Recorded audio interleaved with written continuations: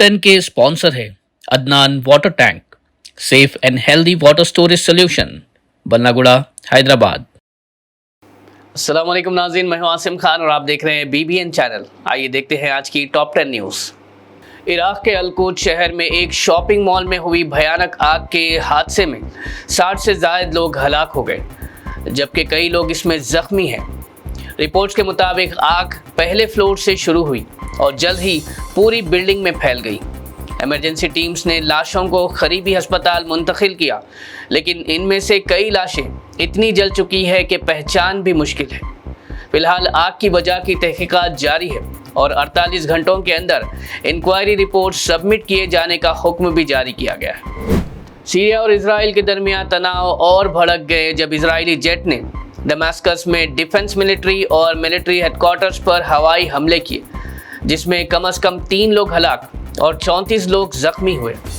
Israel ने इस operation को स्वेडा में ड्रूज कम्युनिटी की हिफाजत का हिस्सा बताया, जबकि सीरियन इंटरिम प्रेसिडेंट अहमद अल-शरा ने इस हमले को खुला एग्रेशन करार दिया और कहा कि सिविलियन और सरकारी इमारतों पर हमले नाकाबिले कबूल है। हालात के नाजुक होने पर अमेरिका के secretary of state Marco Rubio ने बयान दिया कि हम कुछ खास स्टेप्स पर मुत्तफिक हो गए हैं जो इस परेशान कुन और दहशतनाक सूरत हाल को आज रात ख़त्म कर देंगे। अमेरिकी सदर डोनाल्ड ट्रंप ने व्हाइट हाउस में बहरीन और कतर के लीडर्स का इस्तकबाल किया, जहां मिडिल ईस्ट में बढ़ते तशद्दुद के दरमियान अमन और इकोनॉमिक टाइज पर फोकस रहा। बहरीन के क्राउन प्रिंस सलमान बिन हमाद के साथ $17 बिलियन के इन्वेस्टमेंट्स पर बात हुई। कतर के PM शेख मोहम्मद के साथ उन्होंने एक खास डिनर भी किया, जिसे डिप्लोमेटिक टाइज मजबूत करने की कोशिश कहा जा रहा है। सदर ट्रंप ने गल्फ के साथ इन रिलेशंस को अमेरिका के इकोनॉमिक फ्यूचर के लिए ज़रूरी बताया। बांग्लादेश के गोपालगंज डिस्ट्रिक्ट में शेख हसीना के सपोर्टर्स और सिक्योरिटी फोर्सेस के दरमियान हुए झगड़े में कम से कम 4 लोग की जान चली गई, जबकि कई लोग जख्मी भी हुए हैं। ये वाक़या नेशनल सिटीजन पार्टी के एक यूथ लेड मार्च के दौरान हुआ, जहां प्रोटेस्ट वायलेंट हो गया और कुछ लोगों ने गाड़ियों को आग लगा दी। पुलिस और प्रोटेस्टर्स के बीच घंटों तक टकराव चलता रहा, जिसके बाद अथॉरिटीज़ ने शहर में कर्फ्यू लगा दिया। इंटरिम लीडर मोहम्मद यूनुस ने इस क्रैकडाउन को गैर कानूनी और बर्बर करार दिया। अमेरिकी सदर डोनाल्ड ट्रंप ने कहा है कि भारत और अमेरिका के बीच ट्रेड एग्रीमेंट पर बातचीत अपने फाइनल स्टेज में पहुंच चुकी है। उन्होंने बताया कि ये एग्रीमेंट 1 अगस्त से पहले फाइनलाइज हो सकती है, वरना अमेरिका की तरफ से कुछ इंपोर्ट्स आइटम्स पर 26% तक टैरिफ लगने का खतरा है।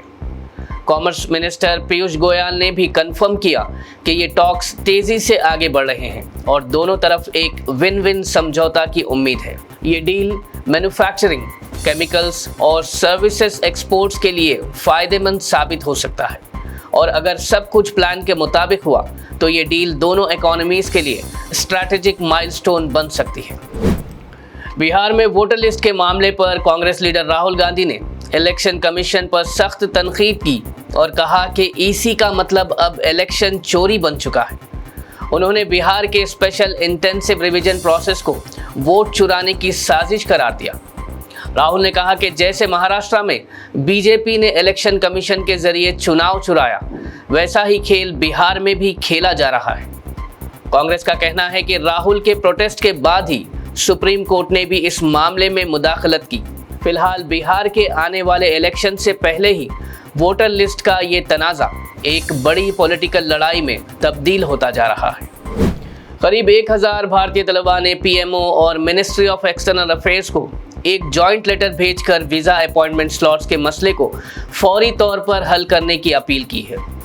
इन तलबा का कहना है कि उनका एडमिशन कंफर्म हो चुका है, लेकिन F1 वीज़ा इंटरव्यू स्लॉट्स अब तक रिलीज़ नहीं हुए। इस डिले के चलते हज़ारों तलबा स्ट्रेस में हैं, जो अपनी सीविस और वीज़ा फ़ी भी भर चुके हैं, लेकिन अब एकेडमिक लॉस या ताख़ीर का रिस्क उठाना पड़ रहा है। हैदराबाद से भी कई तलबा की डॉक्यूमेंटेशन कंप्लीट हो चुकी है और वो भी अपॉइंटमेंट के इंतज़ार में है। तलबा ने डिमांड की है कि सरकार US एम्बेसी के साथ फौरी तौर पर कोऑर्डिनेट करे ताकि बल्क स्लॉट रिलीज़ हो सके।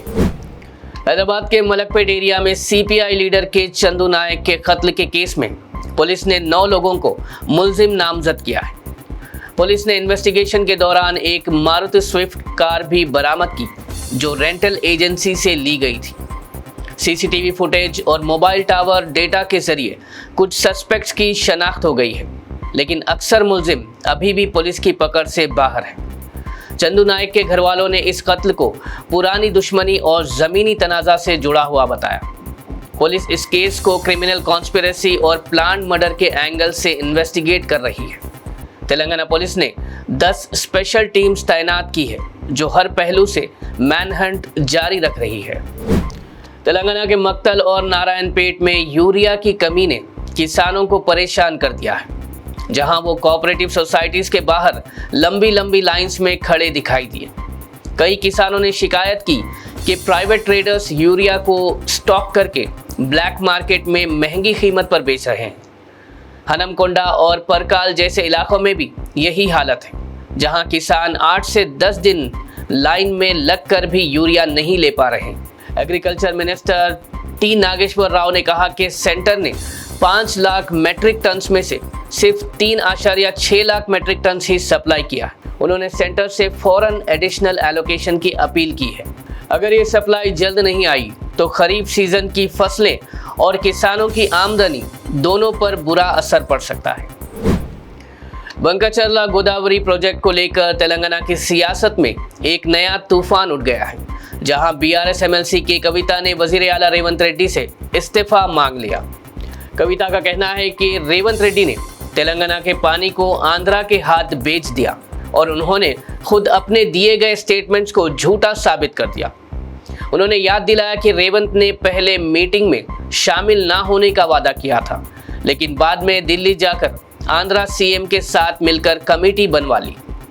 कविता ने पूछा, कौन झूठ बोल रहा है, सीएम या उनकी पार्टी? उन्होंने डिमांड की कि वजीर आला रेवंत रेड्डी लोगों से सड़क पर आकर माफी मांगे, वरना ये मामला कोर्ट तक ले जाया जाएगा। नाज़रीन, ये थी आज की टॉप 10 न्यूज़। देखते रहिए बीबीएन चैनल। मुझे दीजिए इजाजत। अल्लाह हाफिज। क्या यार, आज फिर से लेट? अब तो लेट जाए। शर्म से देखो पानी पानी। बस यार, रोज की तरह वही कहानी। एक तो काम की परेशानी, ऊपर से जब भी देखो एक कहानी। टैंकी फिर लीक कर गई है क्या? शर्म से देखो पानी पानी। सुनो, जाने से पहले टैंकी का तो कुछ करके जाओ। जब भी देखो एक कहानी। बस इतनी सी बात। ओ मेरे यार, ये रोज रोज की परेशानी से अपना जान छुड़ा और एक ही दफा लिया अदनान डीलक्स का वाटर टैंक। फिर देख कैसे तेरी जिंदगी में सुकून आता है। जी हाँ, सिर्फ अदनान डीलक्स वाटर टैंक दे पानी के मामले में पूरा सुकून, क्योंकि इसका 4 लेयर प्रोटेक्शन रखे इसे हर तरह की जरासीम से सेफ और मौसमी हिसाब से बिल्कुल हेल्दी, ताकि आपका पानी रहे बिल्कुल सेफ एंड हेल्दी।